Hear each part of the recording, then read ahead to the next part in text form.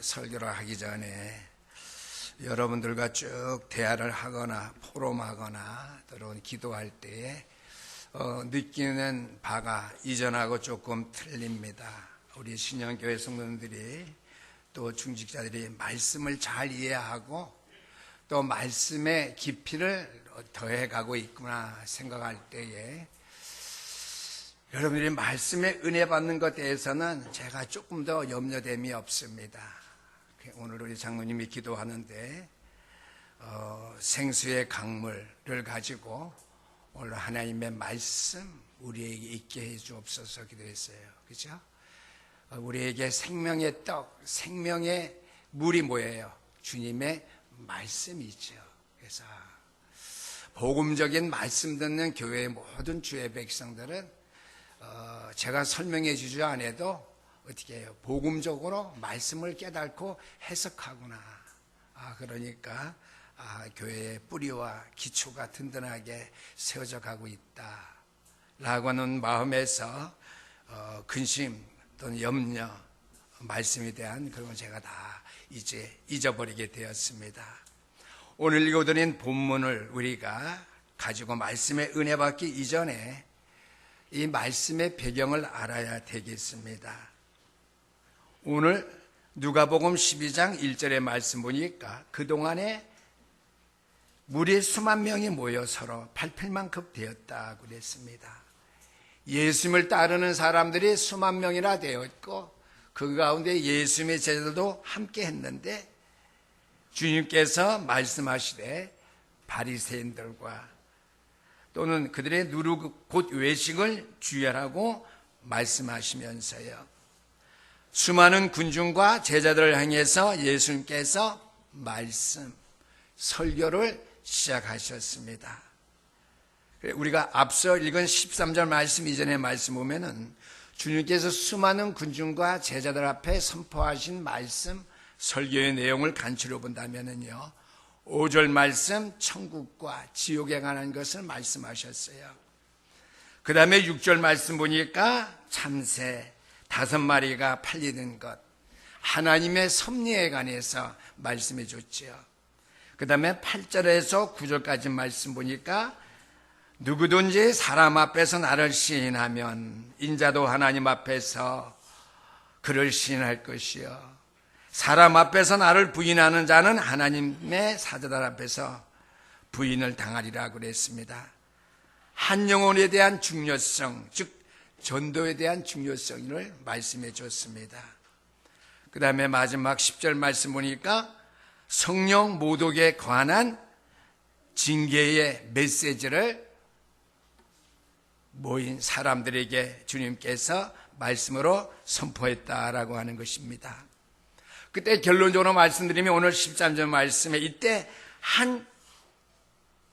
무리 중에 한 사람이 등장해서 예수께 나왔습니다. 예수께 나와서 자기의 사정을 어떻게 해요? 해결하라고 주님 앞에 부탁하는 그러한 말씀이 되겠습니다. 근데 주님께서는 그 사람을 가지고 뭐라고 말했느냐? 15절 말씀에 탐심을 물리치라 그랬습니다. 주님 앞에 나온 한 사람에게 주님께서 하신 말씀이 탐심을 물리치라고 그랬어요. 그래서 오늘 첫 번째 말씀의 대지가 탐심을 가진 자입니다. 주님 앞에 나와서 내 형의 유산을, 부모님의 유산을 몽땅 혼자 가로챘는데 유산을 안 오달라고 해도 안 줍니다. 이 문제를 주님께서 해결해 줄 수 있지 않습니까? 주님께서 해결해 주세요. 이게 나왔거든요. 그런데 주님께서는 그 사람에게 탐심을 가진 자라고 그랬어요. 오늘 말씀의 첫 번째 제목이 탐심을 가진 자입니다. 탐심을 가졌다고 그러면 조금은 가혹한 말씀이 되겠지만은요. 13절 말씀 되면은 무리 중에 한 사람이 이르되 선생님 내 형을 명하여 유산을 나와 나누게 하소서 하니 그랬습니다. 첫 번째 말씀이 되자는 13절 말씀대로 자신의 문제 해결을 주님께 의탁했다라고 하는 말씀이 되겠습니다. 주님께 부탁한 말씀을 이렇지요. 대강 부모가 세상을 떠난 후에 재산을 형제가 나누어서 상속받아야 되는데 그 상황에서 형이 재산을 모두 가로챘습니다. 그러고서 나는 재산을 내 몫을 상속받지 못했습니다. 주님께 나와서 예수님께서는 찾아줄 수 있지 않겠습니까? 주님 앞에 자신의 문제 해결을 첫 번째로 원했습니다. 그런데 예수님께서는 이 사람의 문제를 다 듣고 나서 문제보다는 하나님과 인간관계 또는 하나님과의 그 영적인 관계 등을 무리와 제자들에게 선포한 후인데 말씀 서본된 사실의 말씀과 상반된 반응을 이 사람이 보이니까요. 그러한 상황을 얘기하니까 제가 서론에 말씀드렸죠. 인간의 본질적이며 근본적인 문제들을 예수님께 선포하셨어요. 천국과 지옥, 하나님의 섭리, 전도의 중요성, 한 영혼의 중요성, 성령 모독에 관한 징계의 메시지를 했는데 예수님의 선포된 말씀 메시지를 들은 제자들과 무리 중에 한 사람이 나오는데 탐심을 가진 자가 나와서 설교 말씀과는 거리가 먼 뚱땅지 같은 소리, 내 형에게 명해서 유산을 나누라고 해 주실 수 있지 않습니까? 이렇게 말한 거예요. 쉽게 말하면 예수님께 인간의 본질적이고 근본적인 문제가 선포했는데 본질적인 것보다는 목적 아닌 수단적인 것을 주님 앞에 해결해 달라고 왔다라고 하는 것이죠. 그래서 14절 말씀에 예수께서 말씀하시죠. 이르시되 이 사람아 누가 나를 너희의 재판장이나 물고 나누는 자로 세웠느냐. 주님께 말씀하셨습니다.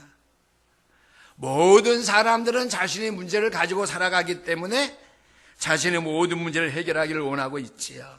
병 또는 사업, 오늘 장로님이 기도한 빛의 경제, 학업, 기타 등등 여러 가지 문제 해결받기를 원합니다. 그래서 요즘 교회의 모든 흘러감 볼 때에 이런 문제를 해결받는 설교를 할 때에 교회가 부흥된다고 하죠. 하나님의 인간의 근본적인 본질의 문제에 관해서 말씀해 주셨는데 그걸 떠나서 인간이 먹고 사는 문제, 그런 설교하면은 그 교인들이 길 가서 설교돼서 많이 나온대요. 그러한 설교 듣기를 원한대요. 그러한 것에 귀가 크게 열려져 있다라고 하는 말씀이 되겠습니다. 이것은 물론 우리 인생의 삶에 부딪히는 문제니까요. 필요한 것입니다. 예수님께서 이러한 두 사람의 문제에서 재산 문제의 재판관으로 서기를 원치 아니하셨지만은요. 무관심하신 예수님은 아니십니다. 주님께서는요. 영적인 면에 더 깊은 관심을 먼저 가지시길 원하시고요.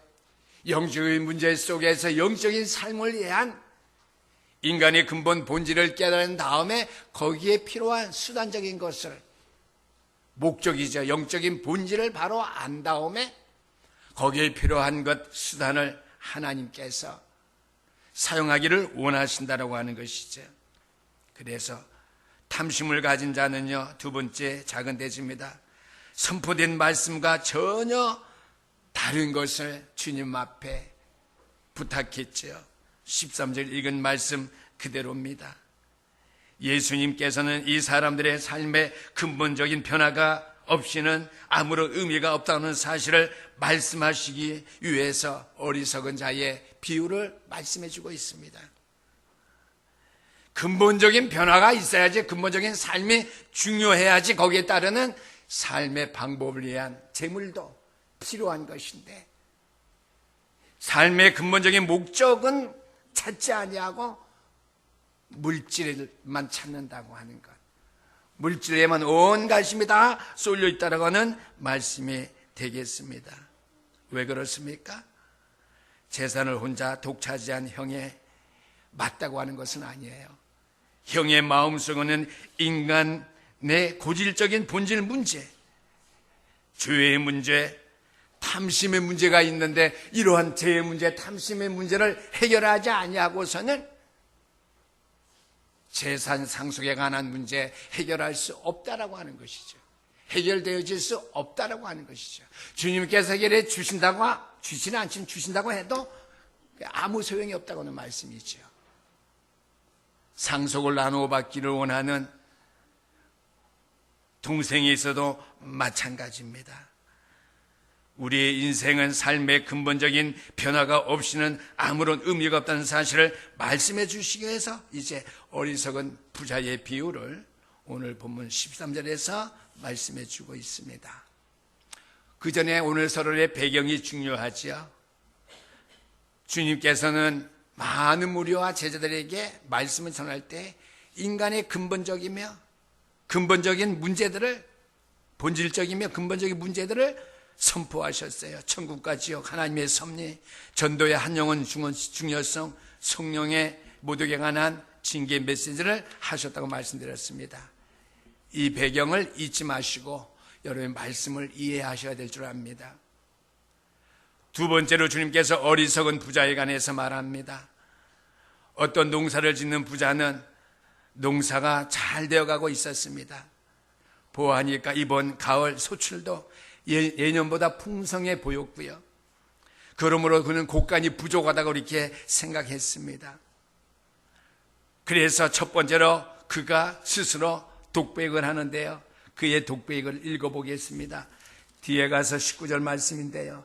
또 내가 내 영혼에게 이르되 영혼아 여러 해 쓸 물건을 많이 쌓아두었으니 평안히 쉬고 먹고 마시고 즐거워하자 하리라 하되 그랬습니다. 농사를 풍족하게 소출을 거두고 나무 믿는 그 부자, 어리석은 자신의 독백이었습니다. 이 사람의 예상은 적중해서 곡식을 많이 거뒀지요. 성견지명이 있는 사람 같아 보였습니다. 미래지향적인 안목을 가진 사람같이 보입니다. 그러므로 큰 곡간마다 곡식을 가득 채운 후에 기분이 좋아서 속삭이는 것이죠.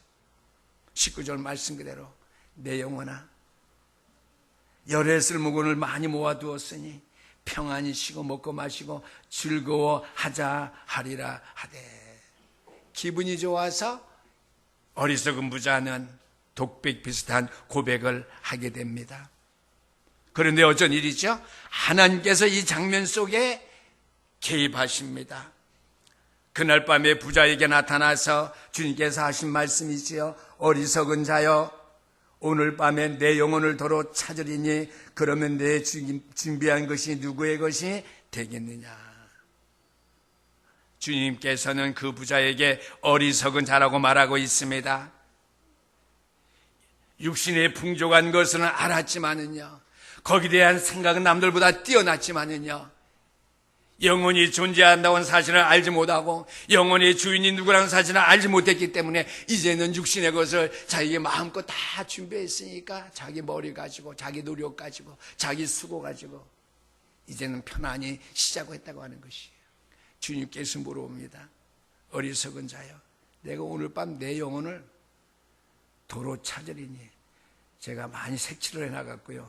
아까 성경을 잘못 읽었어요. 영혼아 여러 해 쓸 물건 어리석은 자여 내 영혼을 도로. 색칠을 많이 해놨거든요. 오늘 아침에 도로 찾으리니 그랬습니다. 우리의 영혼은 주께로부터 왔다가 주께로 간다고 하는 사실을 알고 있어야 돼요. 믿음으로 늘 우리가 기억해야 될 사실이고요. 이러한 것들을 세상 사람들에게 우리의 증거지 사명을 우리가 받았죠. 근데 중요한 것은요, 거기에 대한 대답이 어리석은 부자에게 없습니다. 20절 말씀에 그렇게 분명히 내가 준비한 것이 누것이 되겠느냐 그랬는데요. 내 영혼이 내가 오늘 밤에 죽습니까? 내 삶이 끝납니까? 물어보지 않았다고 하는 것이죠. 20절 말씀대로 우리의 인생이 왜 어리석습니까? 성공했고요. 부자 보니까 출세했으며 자기의 꿈을 성취했고요. 동네 사람들에게 정말 칭송받을 만한 사람임이 확실한데 그런데도 하나님은 말씀하셔요. 어리석은 자요. 내가 왜 어리석습니까? 대답할 수 없죠. 내 영혼을 도로 찾는다고 그랬거든요. 오늘날에도 교회에 다니면서 하나님의 말씀을 많이 들으면서도 또한 신앙생활을 잘 한다고 하시면서도 교회 안팎에는 어리석은 자가 많이 있습니다. 우리의 믿음이 깨어 있지 않으면 어리석은 자가 될 수밖에 없다라고 하는 것이죠. 그것은 신앙생활의 오해 때문이요, 하나님의 말씀을 내 나름대로 해석하고 오해하고 있기 때문이라고 하는 말씀이 되겠습니다. 나만을 위해서 노력하고 수고하고 성공하고 남에게 칭찬들을 만하며 자기의 꿈을 성취했고 성공했다가 시작하면 다 되는 줄 알아요. 그러나 주님께서는 어리석은 자요, 오늘 밤에 내 영혼을 도로 취하리니 그러면 네가 성공한 것이, 네가 출세한 것이, 세상 사람들 앞에 칭송받고 살려고 했던 네 삶이 네 것이 되겠느냐? 무용심을 아무 쓸모없는 것이 된다라고 하는 말씀이죠. 근데 내가 왜 어리석습니까? 거기에 대해 자문자답하셔야 됩니다. 오늘 말씀이니까 우리도 생활의 오해를 하게 되면은 어리석은 자가 될 수가 있는데, 우리 신령께서는 오늘 이 말씀을 듣는 직후로 어리석은 자의 자리에 서지 않게 되기를 주의 이름으로 축원합니다. 그의 독백, 왜 어리석은 자였는가? 두 번째입니다. 수단과 목적을 혼돈하는 삶을 살았기 때문이에요. 인생에 사는 목적이 무엇이며, 내가 곡식을 많이 거둬낸 이유, 내가 돈 벌면 내가 성공하고 꿈을 실천하며 많은 사람들의 칭송을 받아야 할 이유가 무엇인지 혼돈했다고 하는 거예요. 삶의 순서를 바뀐 겁니다. 오늘 17절 18절 말씀 보니까 심중에 생각하 이르되 내가 곡식을 쌓아둘 곳간이 없으니 어찌할꼬 하고, 거기까지는 괜찮아요. 18절 말씀 또 이르되 내가 이렇게 하리라, 내 곡간을 헐고 더 크게 짓고 내 모든 곡식과 물건을 거기에 쌓아두리라 그랬습니다. 인생을 살기 위해서는 곡간, 곡식, 물질, 사업, 공부하는 것 필요합니다. 이러한 사실을 성경은 결코 부인하지 않습니다. 그러면 이것이 우리의 삶의 최종의 목적입니까? 그렇지 않지요. 우리는 다시 한번 이 질문을 자신에게 던져야 할 필요가 있습니다. 내 삶의 목적이 성공하기 위해서, 내 꿈을 성취하기 위해서, 부를 축적하기 위해서, 지식을 내가 추구하기 위해서 인지요. 진실로 내 삶에 있어서 가장 커다란 목적은 무엇일까 하는 것이죠. 소요리 문답, 일본에 있는 거예요. 인간의 제일 된 목적이 무엇이냐? 오직 하나님의 영광을 위해 살다가 그와 영원토록 함께 즐거워하는 것이에요. 하나님과 함께하는 삶, 이 땅에 살면서도 하나님과 영광됨을 함께 누릴 수 있는 삶을 사는 것이 인간의 제일 된 목적이라고 하는 것이죠. 아무리 우리가 보고만이 들어왔다고 그래도요, 우리의 믿음의 선조들이 생명을 어떻게 해요? 내놓고 파수한 우리의 믿음, 이 신앙의 신조, 우리가 망각해서는 안 됩니다. 많은 이단과 싸움에서 종교개혁자들이 니케아 또는 칼키돈 어떻게 해 1, 2, 3차 쭉 많이 했는데요, 생명을 보고 싸워서 오늘의 사도신경 신앙고백, 소요리 문답의 모든 어떻게 해요? 신앙관을 확립해 놓은 말씀이에요. 그래서 신약의 성경에 소요리 문답 1번 1장 1번 1절 반대예요. 인간의 제일 된 목적이 무엇이냐? 하나님을 영화롭게 하며, 그렇죠? 믿음의 생활을 하는 것이며, 영적인 사람으로 사는 것이며, 하나님의 형상을 회복한 그 삶을 사는 것이며, 영원토록 그 삶을 지속하는 거예요. 그와 함께 즐거워하는 것이에요. 그 인간의 삶의 최고의 목적입니다. 그런데 내가 성공하는 것, 내 꿈을 실천하는 것, 부자와 같이 곡식을 많이 쌓아두는 것, 경제를 우리가 부유하게 하는 것, 경제도 우리가 하는 말로 빛의 경제가 아니면 안 된다고 하는 것이죠. 성공도 하나님의 영광을 위한 성공이 아니면 자살할 수밖에 없어요. 성공한 다음에도요.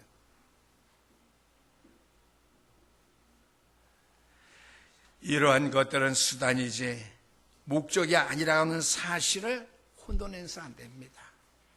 어느 정도는 그 개념을 알고 있어요. 그래서 삶 속에 혼동할 때가 너무나 많이 있어요. 어리석은 자 같은 행동을 하는데 어떻게 해요? 우리가 어디 또 때로는 왜 영적인 문제라고 그렇게 말을 하죠. 근데 어떻게 내가 어리석은 자 아닌 것 같이 내가 영적인 문제에 속아서 살아갈 때가 많이 있다고 하는 것이죠. 진실로 내 삶에 있어서, 저와 여러분들의 삶에 있어서 가장 커다란 목적은 무엇입니까? 이 목적이 분명하게 여러분들의 신앙관에 확립되지 아니하고 우리말로 뿌리 내려지지 아니하고 체질화되지 않는다면요, 우리 주변의 불신자들의 삶과 저와 여러분들의 삶과 다를 바가 없을 것입니다. 그렇다면요, 교회에 나와서 보내는 이 시간들이 시간 낭비일 수도 있습니다. 우리 주변의 불신자의 삶과 별 다를 바가 없다면, 오늘 장로님이 기도대로 불신자들이 볼 때에 하나님이 함께 하시는구나, 그렇게 보여지지 아니한다면 불신자의 삶과 다를 바가 없어요. 우리의 삶의 목적이 분명하지 않으면 그들과 똑같이 먹고 마시고 세상의 부귀와 영화, 세상 목적에 도취해 산다면 다를 바가 없을 것입니다. 어쩌 보면은요, 그것이 교회 나와서 보내는 시간, 그 시간들이 주 앞에 헌신함의 봉사한 시간들이 어쩌면 낭비일 수도 있다라고 하는 말씀이죠. 세 번째입니다. 어리석은 부자는요, 이기적인 인간관 속에 갇혀 있었습니다. 17절 18절 말씀에 보니까 17절 말씀이죠. 먼저 심중에 이르기를, 생각하며 이르기를. 이 부자의 짤막한 독백 속에 그의 관심, 생각, 의식이 지배하는 중요한 단어는요, 내 곳간, 내 물건, 내 곡식, 거기까지는 괜찮을 수 있어요. 그러나 오늘 마지막에 보니까 내 영혼아 그럽니다. 영혼이 자기의 영혼인 줄 알아요. 영혼도 자기가 관리하면 되는 줄 알아요. 그래서 되게 오늘 19절 말씀 보니까 영혼아, 여러 해 쓸목을 많이 쌓아두었으니 평안히 쉬고 먹고 마시고 즐거워하리라 하되 그랬습니다. 내 영혼을 이렇게 말하지요. 우리 신령교회 성도님들이요, 여러분들의 영혼을 자신의 것이라고 아직 생각하십니까? 그렇지 않지요. 내 영혼 하나님 나에게 주신 것, 하나님의 영광을 위해 살다가 그 영광 속에 하나님 앞에 저와 여러분들이 가야 된다고 하는 거예요. 그 영광 속에 살다가 가지 못한다면요, 아무 쓸모없는 우리의 믿음의 생활이 될 수밖에 없겠죠. 이 부자는 인생 마지막 순간에 비로소 깨닫게 될 것입니다. 오늘 20절 말씀 보니까 하나님은 이르시되 어리석은 자여 오늘 밤에 내 영혼을 도로 찾으리니 그러면 내 준비한 것이 누구것이 되겠느냐. 영혼이 떠나갈 때에 내가 뭐 잘못 알고 있었구나, 착각했구나, 우리말로 보면 목적과 수단이 바뀌었던 사실을 알게 되겠죠. 그런데 이 사람이 아무런 대답도 못했음을 성경은 보여주고 있습니다. 우리가 오늘 이 시간에 다시 한번 깊이 생각해야 될 말씀은 우리의 삶의 물질에 대한 태도를 보면은요, 우리는 그 사람의 신앙적인 그리고 영적인 성숙도를 알 수 있습니다. 영적으로 성숙했느냐, 믿음의 사람으로 온전해지고 있는지, 물질에 대한 태도, 관심을 보면 우리가 알 수 있다고 하는 것이죠. 이기적인 인간 속에 갇히면 그렇게 될 수밖에 없습니다. 네 번째입니다. 영혼과 육체의 피로를 혼돈했습니다. 19절 말씀, 물질만 곳간에 가득 채워지고 큰 곳간을 지어서 거기 채우면 영혼이 평온한 줄 알고 있어요. 아니죠. 물질이 풍요하다고 해서 내가 많은 지식과 내가 많은 사람에게 칭찬을 받는다고 해서, 내가 권력을 가지고 있다고 해서 내 영혼이 절대로 평온해질 수 없다라고 하는 것이죠. 하나님과 나와의 관계가 회복되지 아니하고서는 어떠한 것을 쟁취했다 할지라도 우리에게는 영혼의 평안함, 쉼이 없다는 사실을 몰랐어요. 그래서 영혼과 육체의 필요를 혼돈했다고 하는 것이죠. 육체를 위해서는 무엇이 필요하며 영혼을 위해서는 무엇이 필요한 것을 우리의 인생들은 망각하고 살아갈 때가 많이 있습니다. 본래 육은 흙으로, 영혼은 하나님의 생계로 이루어진 사실을 몰랐기 때문에 그 마지막 밤, 그가 자기 곡간에 가득 곡식을 쌓아놓고 둑배가던 소리를 한번 들어보시겠습니까? 19절 말씀. 평안히 쉬고 먹고 마시고 즐거워하자리라 돼. 우리도 이런 생각하기 쉽지요. 사단에게 속아서 이런 생각할 수가 있을 것입니다. 영혼이 무엇을 먹을 수가 있으며, 영혼이 무엇을 마실 수가 있으며, 영혼이 어떠한 것 가지고 만족할 수가 있겠습니까? 절대로 불가능하지요. 그런데 오직 육체의 삶에 국한된 것뿐이에요. 성공도 마찬가지예요. 지식도 마찬가지고요. 과학도 마찬가지입니다. 인간의 육체를 위해서는 오직 날마다 우리에게 일용할 양식을 주옵시며, 양식만 필요해요. 왜? 양식 모아야 힘을 얻을 수 있고 육체를 움직일 수 있고, 양식을 먹어야 일할 수 있고 공부할 수 있고 생각할 수 있고. 인간의 육체를 위해서는 오직 그날의 양식만 필요하다는 사실을 몰랐다고 하는 것이죠. 그러나 성경 말씀은 우리의 인생에 육체의 양식만을 필요한 그런 인간이 아니라 그 이상의 존재인 것을 우리에게 밝히 말씀해 주고 있습니다. 마태복음 4장 4절 말씀 보니까 사람이 떡으로만 살 것이 아니요 오직 하나님 입으로 나오는 말씀으로 살리라. 아멘. 오늘 장로님이 기도하셨잖아요. 생수 강물에서 나오는데 하나님의 말씀, 하나님의 입으로 나오는 말씀으로 산다고 하는 거예요. 떡으로 사는 것이 아니라, 쌓아난 곡간의 곡식으로 사는 것이 아니라, 지식으로 사는 것이 아니라, 명렬에 사는 것이 아니라, 하나님의 말씀이 아니고서는 우리의 인생이 살 수 없다고 하는 영적인 비밀을 모른다고 하는 거예요. 영적인 존재인 사실을 우리가 망각할 때가 많다고 하는 것이죠. 마지막 5번째입니다. 어리석은 부자는요, 자기 영혼을 하나님께 드릴 준비가 안 되었습니다. 준비가 안 되었고 그 일에는 게을렀지요. 세상 일에 열심히 하다 보면은요, 하나님의 일에 우리가 게을러질 때가 있습니다. 내 자신의 육신의 일만을 위해서 우리 열심히 준비하며 살아갈 때 내 영혼을 하나님 앞에 드릴 준비가 안 될 때가 있다라고 하는 것을 기억하셔야 됩니다. 20절 말씀 그대로에 계속 오늘 제가 말씀을 재차 제가 인용하는데요. 부자를 만나 주시던 그 밤에 하나님의 선언을 우리가 기억해야 됩니다. 내 영혼을 도로 찾으리니. 그렇죠? 저와 영혼을 하나님께서 도로 찾으신대요. 그러면 내 준비한 것이 네 것이 되겠냐고 그랬어요. 내가 육신을 위해 살아왔던 것이 허무하게 되겠죠. 내가 육체를 위해서 남겨두려고 하던 것은 아무 소용이 없겠지요. 그렇죠?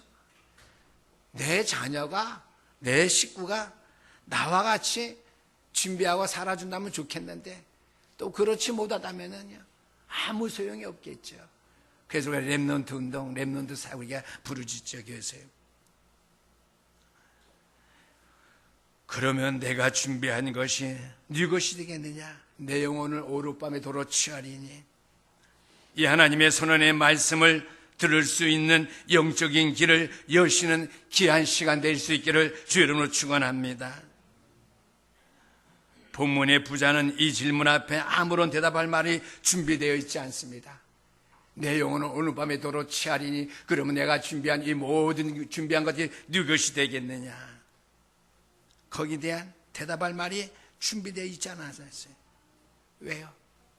영혼을 위해서는 준비하고 살지 아니했고 영혼을 위해서는 게을렀고 육신을 위해 살면 그것이 영혼까지 다 책임진다고 그렇게 생각하기 때문이죠. 우리 구원의 길 메시지를 보면은 준비가 안 되고 게을러서는 안 된다고 하는 것이죠.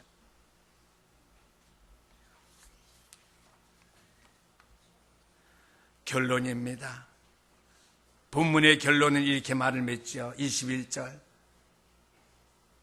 자기를 위하여 재물을 쌓아두고 하나님께 대하여 부여하지 못한 자가 이와 같음이니라 그랬습니다. 부자에 대한 비유를 말씀하시다가 결론적인 말씀에 와서는 어떻게 해요? 자기를 위하여 재물을 쌓아두고 이건 부자에 관한 거겠죠. 우리들에 관한 것도 될 수 있겠지만 더 중요한 것은 하나님께 대하여 부여하지 못한 자가 이와 같으니라고 했습니다. 그래서 저는 앞의 단어와 뒤의 단어는 동격이라고 생각합니다. 자기를 위하여 재물을 쌓아두는 자 또는 어떻게 해요? 하나님께 대해서는 부여하지 못한 자. 동격이에요. 나말의 뜻은 전혀 달라요. 그냥 동격이라고 저는 생각합니다. 자기를 위하여 재물을 쌓아두고 하나님께 대하여는 부여하지 못한 자가 이와 같으니라. 진정한 부여는 하나님과의 관계에서 부여라고 하는 사실을 기억할 수 있기를 주의 이름으로 축원합니다. 한번 여러분들에게 묻습니다. 오늘 이 말씀 앞에서 저와 여러분 대답은 어떠해야 된다고 생각합니까? 내가 오늘 밤에 어리석은 자의 내 영혼을 도로 찾으리니 그럼 내게 준비한 것이 네 것이 되겠느냐? 헛된 것이죠. 우리가 오늘 주신 말씀 하나님께 대해서 부여한 자가 되자. 물질, 시간, 영혼을 사랑하는 그 마음 하나님께 대한 부여함을 여러분들이 잃지 아니하고 그 부여함을 늘 세워나갈 수 있는 우리 신영교회 성도들 다 될 수 있기를 주의 이름으로 부탁드립니다. 기도하겠습니다. 우리 하나님 아버지 감사합니다. 내가 정말